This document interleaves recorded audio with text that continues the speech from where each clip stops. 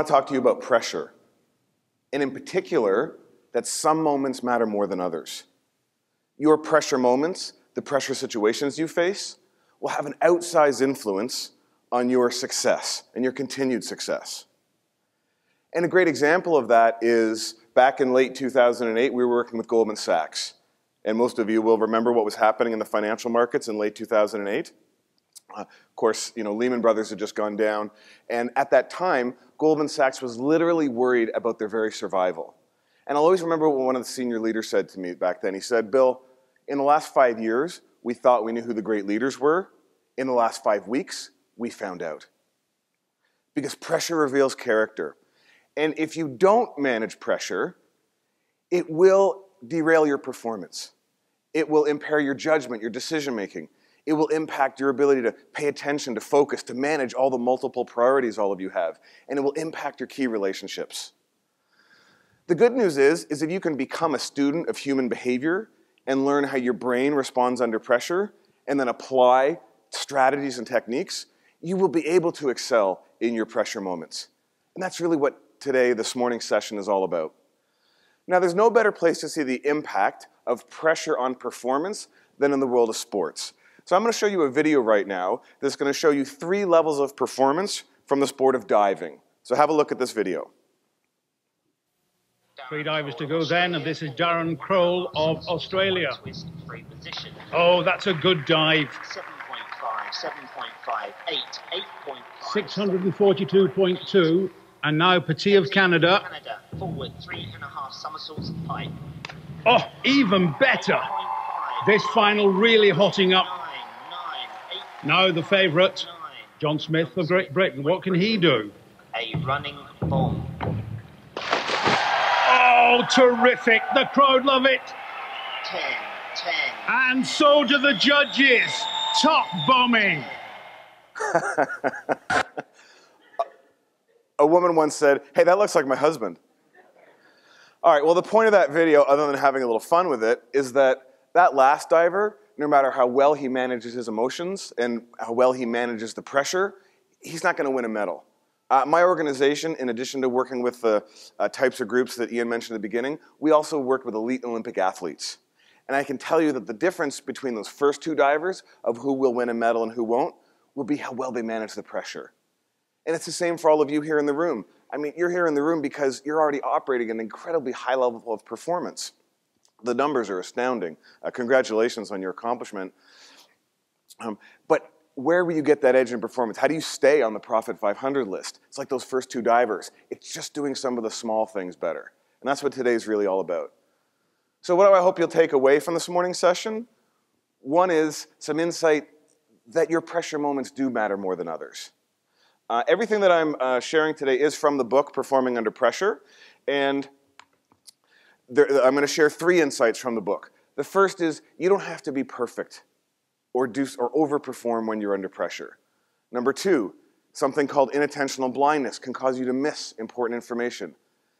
And number 3, there's some physiology of what happens to us when we're under pressure, particularly when we see it as a crisis.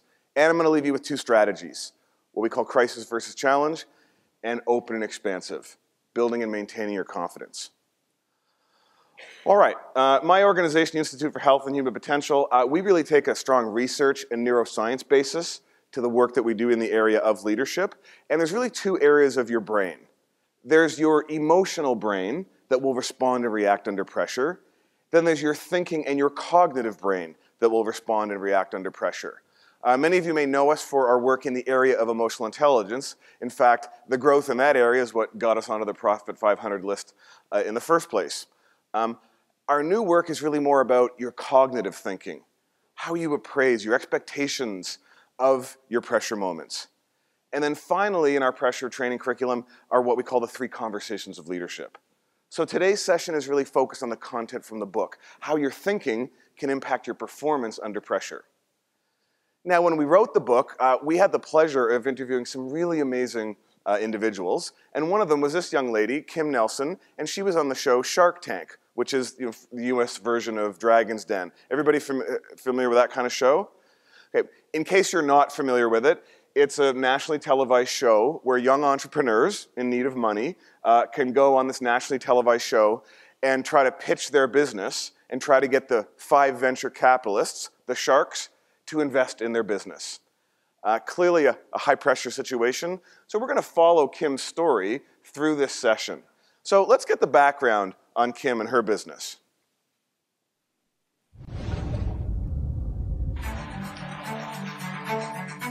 I'm Kim Nelson. I'm from Spartanburg, South Carolina, and my company is Daisy Cakes. My cakes are my great Aunt Daisy's and my grandmother's recipes passed down by generations of all the women in our family. We use only fresh, natural ingredients, and there's lots of Southern love in every bite.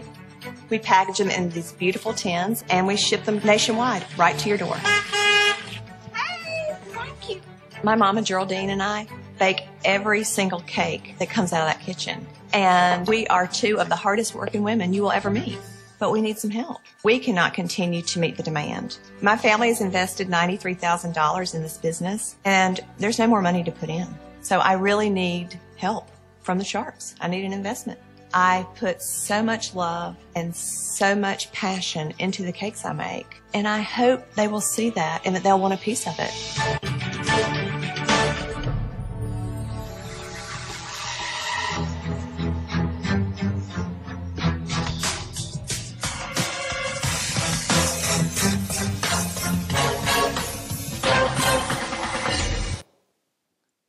Wow, how'd you like it if every time you had to give a big presentation, that music was playing in the background as you walked up? Here's what's interesting, what you might not know about the show, is that once they walk up there, they don't start right away. They have to stand there for 2 minutes while they do some stuff with the camera work and whatnot. So what do you think might be going through Kim's mind as she's standing there for that 2 minutes? What might she be thinking to herself? This is the interactive part of the program? Yeah. Yes. I'm going to throw up. Absolutely. What else might she be thinking? I've got this. Sign right here. Yeah. What else might she be thinking? Ah, very nice. Can I use that? Very good. Very good. Yeah. Might there be any, yes? Ah, there you go. Or I might make a bad deal. I might give away too much under the pressure. Absolutely. All right, so clearly this is a high-pressure moment for Kim. So we've been talking about this idea of pressure moments, but we haven't defined it, so I want to define it. And a pressure moment isn't just an individual moment like Kim's facing.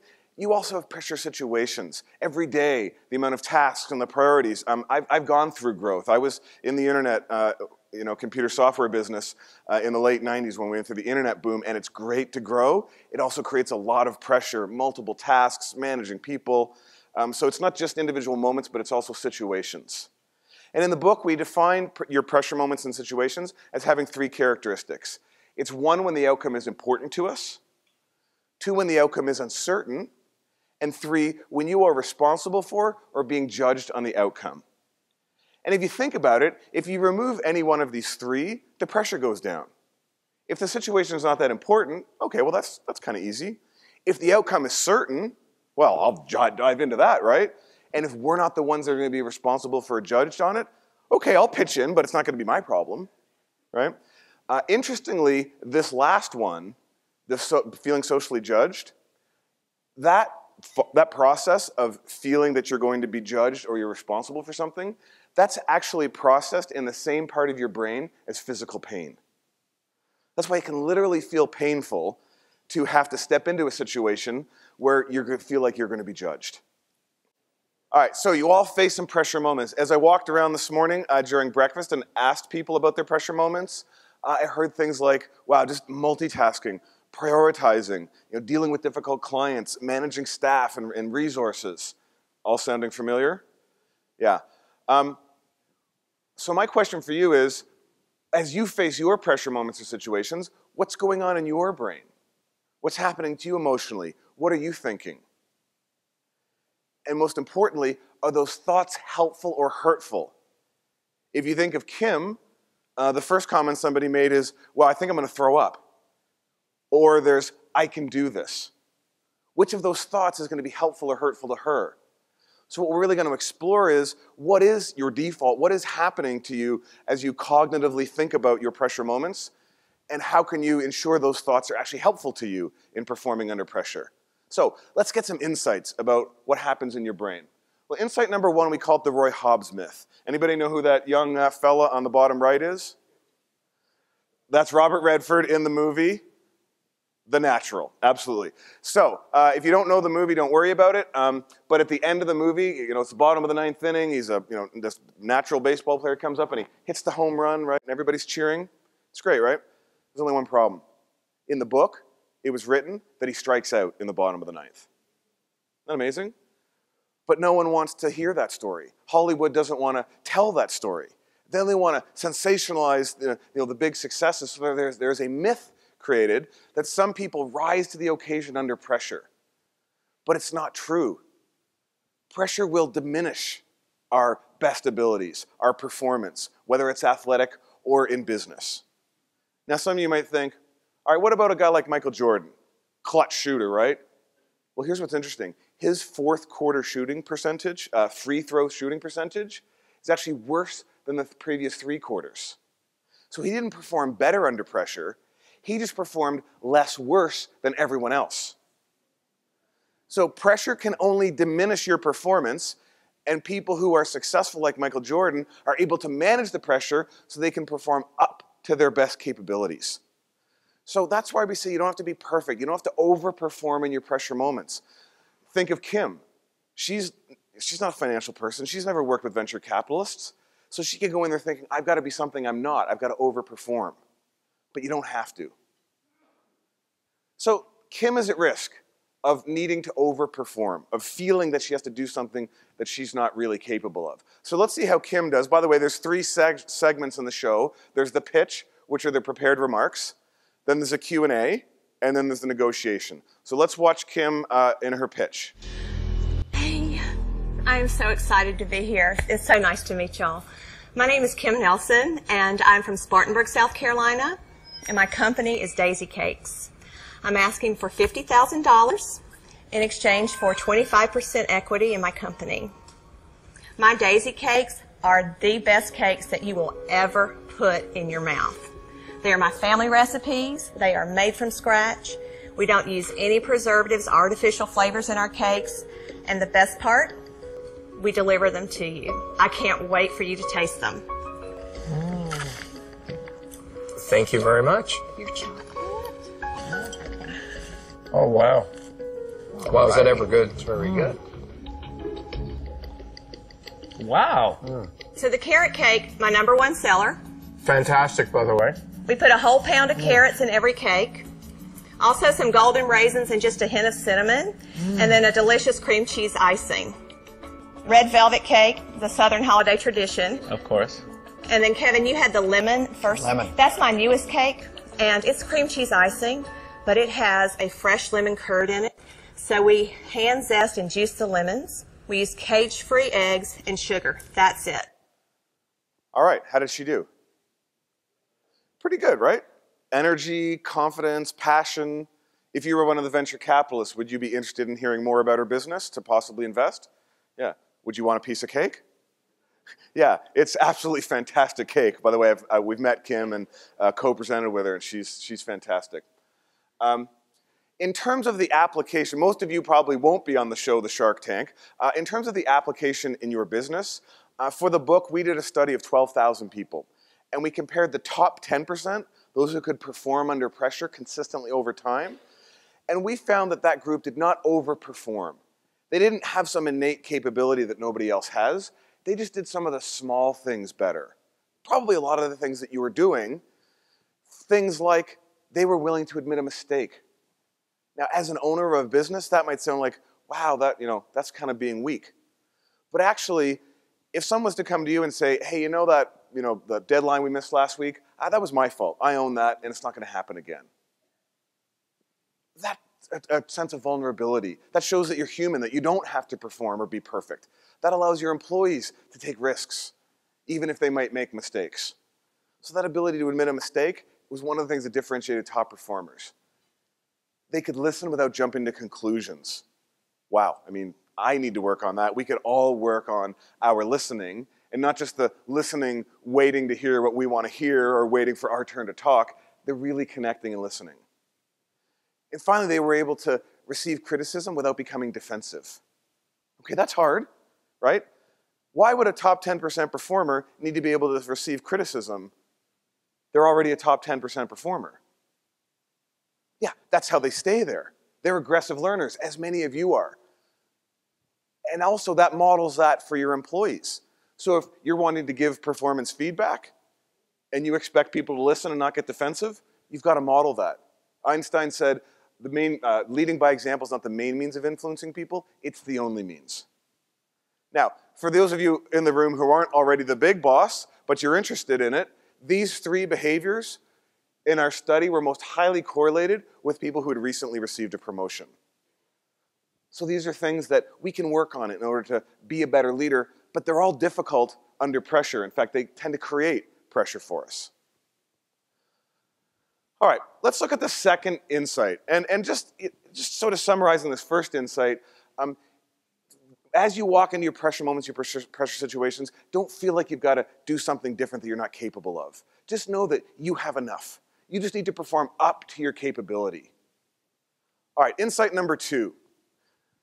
Many of you may be familiar with the story that's depicted in the study. It's the story of the Good Samaritan from biblical times. And it's the story of there was someone lying on the road clearly in need of help, and a number of people walked by without helping. Well, Princeton University wanted to do a research study to see if this could happen again in modern times. So they took students from the Princeton Seminary, and they had them in 2 groups. Both groups were told that they had to give a presentation about the Good Samaritan across campus. And they would repeat it with the 2 groups. And with all groups, as they were walking across campus, they staged another student who was clearly in need of help. And they wanted to see how many people would stop. Now, the only difference between the 2 groups is that the first group was told, you have a lot of time to get to where you're going. The other group was told, you're under time pressure. You're late. You've got to get there. Watch this. In the groups that were not under time pressure, 63% of people stopped to help the person in need. That actually seems a little low for seminary students going to give a presentation about the Good Samaritan. It actually just shows that the pressure of having to give a presentation can cause us to miss stuff. But here's what's really amazing. Watch this. The group that was under time pressure, only 10% of them stopped. Isn't that incredible? All of those people were good people.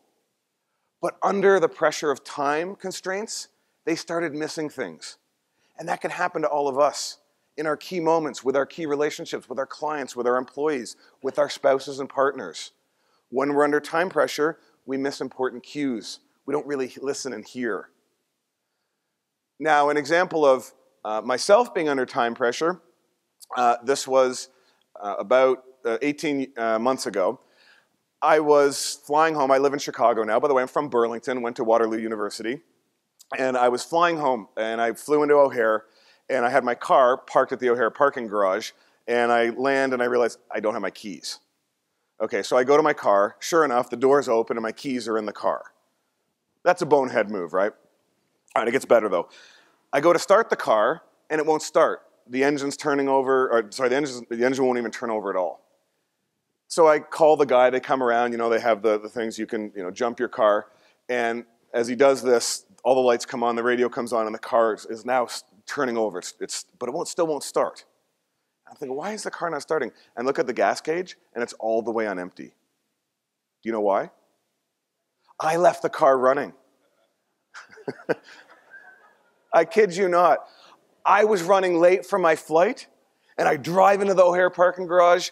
I grab my stuff, get out of the car, and I forgot and left the car there running. They might think, why didn't somebody take the car? Well, because everybody walking by is under time pressure. They're missing that there's a free car right there. But it just goes to show that under time pressure, we can miss important things. Again, miss cues in our key relationships, miss innovative ideas because we're not really listening. And with the growth that all of you have, the amount of tasks, the priorities, absolutely, you're at risk. So we say that when we're under time pressure, that can cause, the psychological term is inattentional blindness. So just be aware when you're under time pressure that you're not missing important things. All right, insight number 3, we call this the physiology of crisis. We are all wired to appraise our pressure moments and situations as a crisis. When we do that, it elicits fears of failure. It actually impairs our short-term memory. That's why we sometimes can't think of things. It actually narrows our focus and we become more mentally rigid. In other words, we're right and our way is the way to do this, and I don't want to hear what anybody else has to say. Finally, it can literally sap our energy. There's a physiological reason that this happens. You all have many blood vessels in your body, and when you are calm, you have your blood vessels are dilated, so a lot of oxygen gets to your body and brain. Here's the thing. When you see pressure as a crisis, it causes the release of noradrenaline, which actually constricts your blood vessels. It limits the amount of oxygen that gets to your body and brain. Now, that's incredibly important if you're going to be performing an athletic event or a physical task, but it's actually even more important if you're trying to do something that requires cognitive thinking in a business setting. Because when the blood vessels constrict, that's what causes impairment of short-term memory. That's what causes us to become more mentally rigid. That's what causes us to miss things. So we're at risk when we view our pressure situations as a crisis.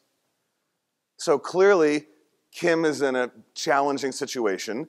Most of you that have seen the show know that as the Q&A comes, it gets more challenging. So let's see how Kim is doing during the Q&A. How much have your sales been? The 3 months of October, November, December of last year, 27,000, a little over 27,000. In 3 months? In 3 months, yes. And how many shows did you and your mom attend to sell that? 3. 3. In your local area? Well, no.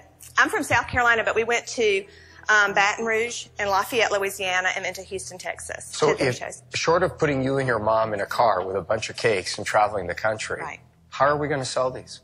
Well, hopefully, I'd love to be able to get on one of the shopping networks. Okay, let's just study that for a second. Let's say I put you on the shopping network. I can do that. And I get you 100,000 orders for cake. What are you going to do, kill your mother to make them? How are you going to do that? Well, we would have to probably do a little different way of baking. Where do you make them now? I have a commercial kitchen. So could you make 5,000 in a week, or what kind of quantities can you handle? I can make 5,000 in 30 days. So unless you have personally engaged the consumer, you have not made any sales to a grocery store, somebody who has no idea who you are, you have not made sales in that area yet. Okay, so this is my lemon curd. I'm in the process of having my lemon curd picked up to be carried at Whole Foods. Okay. And how are you going to produce enough quantity for them, assuming they do a rollout across the country? I'm going to need your help. Okay. What's her impact now? What are you noticing? She doesn't have a plan. Here's what's interesting. She has a plan. In fact, she knows of a bunch of other businesses that are like hers that have grown. But she couldn't access them because under the pressure, it impaired her short-term memory. What was your comment? She was getting frustrated. What did you notice about her confidence level? Whew. How important is confidence when you're trying to convince someone to invest in you or your business? It's huge. So the pressure, you can see it. At the beginning, she was confident, she was passionate, enthusiastic. You can see the pressure starting to drain her best. And what would literally be going on, there's 2 things happening in her brain. One is she's starting to see it as a crisis. Here's something that they didn't tell you at the beginning.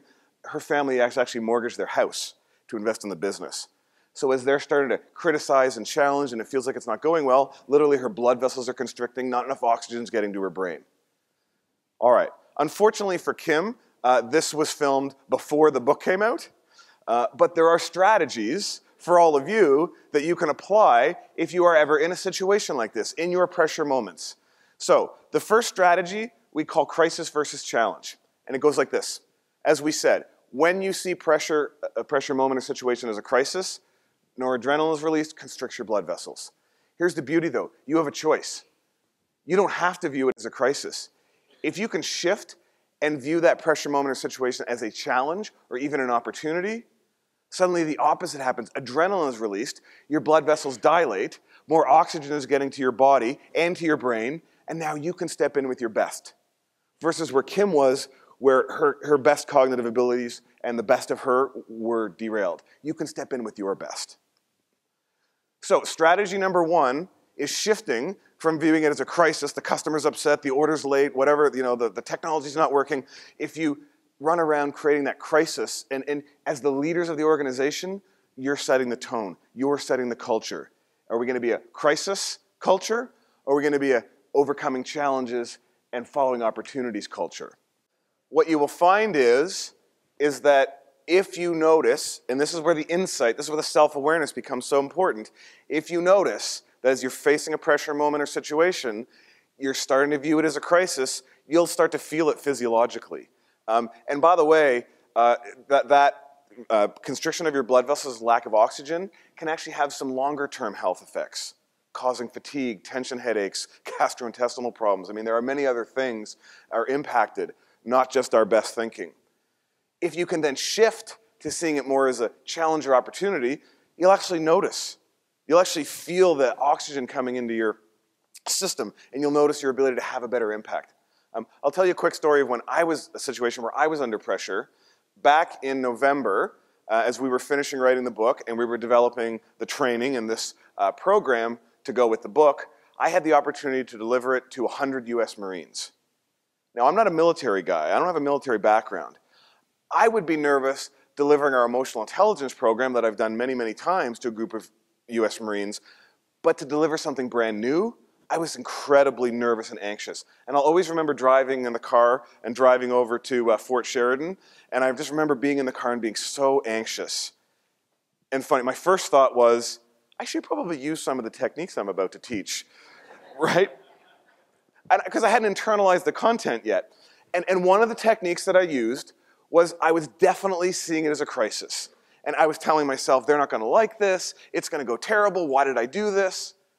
That's all thinking, crisis thinking, that actually constricts my blood vessels and puts me in a place where I'm going to be less capable of performing. So what I did was I shifted my thinking and said, wait a minute, this is a challenge that I've chosen to overcome, and in fact, it's an opportunity to provide some really important learning to a group of people who serve our country, or serve the US, I live in the US now, by the way, so when I say our country, I'm actually Canadian. So Canada is my country, but I present in the US a lot. But it was an opportunity to serve these individuals who do such amazing work. So I was able to shift, and I literally could sort of feel myself calming down. I could almost feel the oxygen getting back into my blood system as I shifted my thinking. All right, so we're going to see how Kim does as the judges begin to make the decision. And for those of you that have watched the show, you will know that when a judge says, I'm out, they'll usually give a reason. If one of the participants or the contestants is in a really good place and they have all their best mental capacity, they'll step in and address the situation. Oh, you're concerned that my business is too small to grow? Let me tell you about 3 other businesses that we've looked at and we can model after, and right, they step in. Well, let's see what happens to Kim as she's facing these setbacks. Here's the problem. They are the best I've ever tried. But to turn that into a business is a huge challenge, and one that I'm not prepared to take. I'm out. Kim, I see this as a word-of-mouth type of business, and I look for fast growth. Thank you for a great experience taste-wise, but I'm out today. So 85% of businesses in America are small businesses that do nothing but provide a living for the owner. But that's not an investable business. I wish you all the success. I will be a customer, but there's really nothing to invest in today. I'm out. Kim, I think the business is too small for me, so I'm out.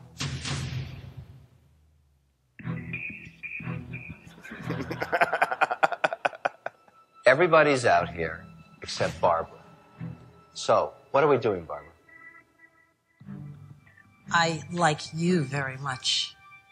I think it's too small a business, quite honestly, to invest in. All right, so what did you notice about her affect as the judges were, bowing out? She folded, she gave up, she didn't step in. I mean, it was literally like she didn't have any of her best mental capacity. I mean, it looked like she just wanted to, run away and crawl under a blanket. All right. Well, this all happens to us. All of you are currently facing great growth, but there's still setbacks in your business. That may not last forever. Many of you may have been through periods, right? Life is up and down. So when we do hit something and we hit a setback, what do? Well, the third section of the book talks about the longer-term characteristics. So in our study, and looking at the research and the brain science, what are the qualities and competencies of people who can perform under pressure over a long period? And we call it the coat of armor. We had a little fun with the spelling of coat. C-O-T-E stands for confidence, optimism, tenacity, and enthusiasm. And I want you to imagine if all of your employees had high levels of these 4 things. Wow, wouldn't that be amazing? Well, again, you're all models for your employees. These are what you need to demonstrate in order to sustain and continue to grow your business. Now, I don't have time to go into all 4 of these, but I want to look at one in particular, and that's confidence, because it's so important. So what exactly is confidence? Because it's often misunderstood. It's often thought of as arrogance or overconfidence. True confidence is simply a belief in ourselves and our ability to perform a specific task or reach a goal or achieve an outcome. So as I'm driving over to the program with the US Marines, I was telling myself, I'm not good enough. I don't have a military background. I was actually succumbing to the I have to overperform or do something I'm not capable of, but I was also not feeling like I'm good enough to do this. And here's what's interesting, is confidence is a neurological phenomenon. It's not something you're either born with, you have, or you don't have. It has to do with a balance of 2 chemicals in our brain. One is testosterone, and speaking of something that's very misunderstood, we're not talking about male aggression hormone. We're talking about the parts of testosterone that are actually quite positive, that give us belief in ourselves, that give us confidence. So in any situation, particularly a pressure moment or situation, we want to have elevated levels of testosterone and confidence and low levels of cortisol. Cortisol is your stress hormone. That's the one that makes us feel panicky and nervous and anxious. If the reverse happens and we have higher levels of cortisol and lower levels of testosterone, then we come across as less confident, more anxious. I mean, Kim in that moment would have had incredibly low levels of testosterone and very high levels of cortisol. All right, that's interesting, but what do you do about it? Can you affect the levels of cortisol and testosterone in your brain? Well, here's the good news, is you can. In the last couple of years, there's been some really amazing research done by Amy Cuddy at Harvard University. And they looked at the effect of body posture on confidence and the balance of testosterone and cortisol. And Amy Cuddy talks about this idea of being open and expansive versus closed and contracted. And they did some really fantastic experiments, and we describe a bunch of them in the book, where they would take test subjects, cheek swab them so that they could measure their testosterone and cortisol levels. They would have some groups in an open and expansive position, which she calls a power pose. So it could be like a Wonder Woman or Superman pose, Michael Phelps winning a gold medal. And then have the other group in a closed and contracted position, sitting small, being low, doing their phones. And what they found is that the groups that had been in more of an open and expansive position had elevated levels of testosterone, up to 25% higher, lower levels of cortisol, up to 25% lower. The reverse was true for the people in the closed and contracted positions. Higher cortisol, lower testosterone. Here's a really interesting research study. They took test subjects, did the cheek swabbing, and they had each test subject go into a room where the test subject would take a test on a computer screen. And the test on the screen was irrelevant. What they were measuring is they would close the door, and they were measuring to see how long would it take that person to get up, come out of the room, and say, "You forgot about me." You gotta love these research studies, right? All right, here was the main difference. A third of the group did the test on a large iMac screen. A third of the group did it on a medium-sized iPad screen. The third of the group did it on a very small iPhone screen. Which of the groups do you think got up first, had the confidence to get up and say, "Hey, you forgot about me"? The group on the iMac screen, because they were forced into a more open and expansive feeling. The group that did it on the iPad took twice as long as the group that did it on the iMac screen to get up. The group that did it on the iPhone, they had to put a floor on the experiment because they would literally sit there and not get up.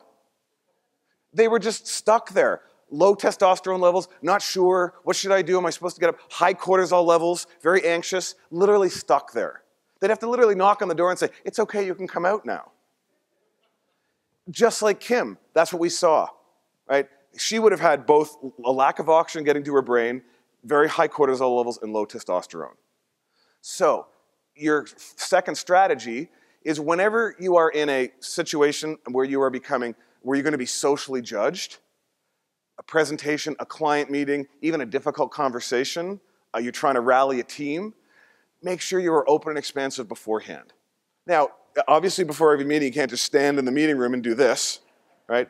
But even standing up straight, shoulders back, what if you're stuck sitting? I've had this happen before. I'm the second presenter. The presenter before me is like half an hour of death by PowerPoint, and I'm sitting in my chair and I'm getting smaller and smaller, and all of a sudden it's like, and here's Bill Benjamin, and I have to come up, and it takes me a few minutes to really get my confidence and energy. I've learned now not to do that. If I do have to sit, I sit up straight. You can put your arm on the chair beside you. You can be in a more confident pose. So, as I was driving over to the program with the US Marines, I noticed I'm in a small I'm like making myself as small as possible in the car. Now, I can't stand up and do a power pose, but I start to put my shoulders back. I actually put my arm on the seat beside me, and I could literally feel my confidence coming back, my stress level going down.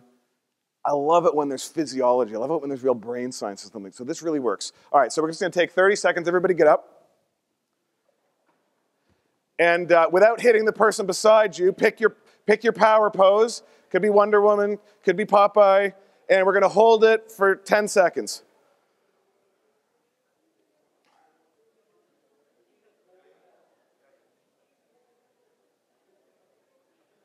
All right, thank you. Go ahead and sit down. Thank you.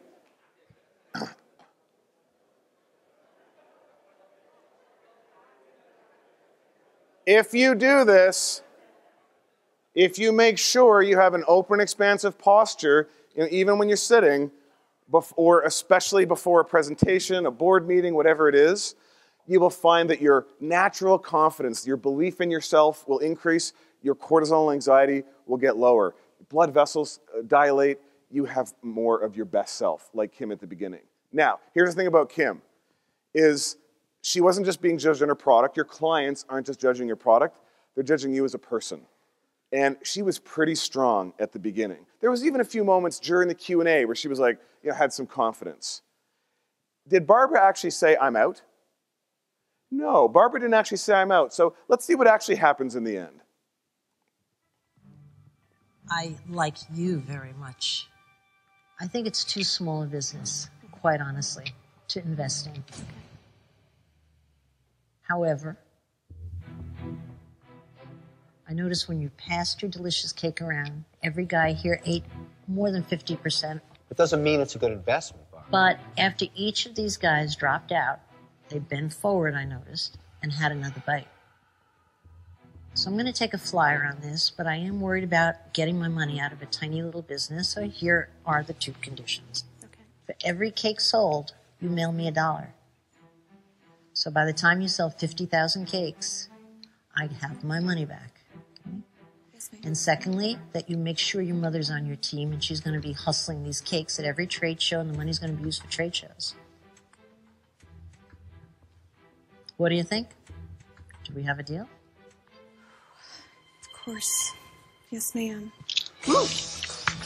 Right. Pleasure. Thank you so much. Thank you so much. Thank you. Bye. Barbara, you're one crazy chick. I'm not at all. I'm going to get my money back. This girl's a hustler. You know who she reminds me of? My elephant lady. She came through 150%. She's cut out of the same cloth. Every cake I sell, I'm going to be thinking of Barbara and thanking Barbara because she has made all this really, really come to fruition. And it is going to make such a big difference because my business is going to skyrocket. All right. There's Kim. There's the one woman with the passion and the energy. But you saw how in moments the pressure derailed her, but she did well enough. She didn't have to be perfect. And none of you are going to be perfect. Your employees aren't going to be perfect. Even your clients aren't perfect. But here's what did happen. She could be sitting in this room if she was a Canadian company. The next year, her business grew from 97,000 in sales to 3 million. Isn't that incredible? Imagine the growth. Imagine all the things she had to do to achieve that growth. But again, she wasn't perfect. All she had to do was keep on her coat of armor. That confidence, optimism, tenacity, and enthusiasm. And by the way, it wasn't just a $50,000 investment from Barbara. It was also being on the show and the exposure. So it was always an opportunity for Kim. All right, in summary, I hope what you're taking away is, number one, you're going to bring some more awareness that as you approach your pressure moments and situations, that you have some insights that you can apply. That you don't have to overperform or be perfect. Be careful when you're under time pressure. I mean, a lot of you, there's so much business, there's so many orders, there's so many, sales, that there is a lot of time pressure. And that in those moments, you don't view them as a crisis. Your two strategies shift from that crisis to challenge thinking and become open and expansive. As I drove into the parking lot at Fort Sheridan for the program with the U.S. Marines, I got out of my car and I looked around and I did this. When I got to the program inside, I stood at the back of the room as the people in front of me were presenting. And I'll always remember walking up feeling just really confident, feeling like I really had something to offer for these amazing people, and had a fantastic program. They loved it. They bought books. They brought me back. I'm going to the Marine Corps Ball in November. They've invited me. So again, for me, it was always an opportunity. And my techniques worked in taking me from very anxious to feeling confident and capable. All right, as Ian mentioned, the book is for sale. There's 3 sections of the book. And by the way, if you walk out that way, you'll never see it. The book's actually for sale in that hallway. I would just like to close by thanking Chris and Ian and the group at Canadian Business for having me here. And most of all, thank you to all of you. Love the level of engagement. There's a session coming up right after me, but I will be here at the break, answer any questions you have. Folks, thank you very much. Best of luck in performing under pressure. Thank you.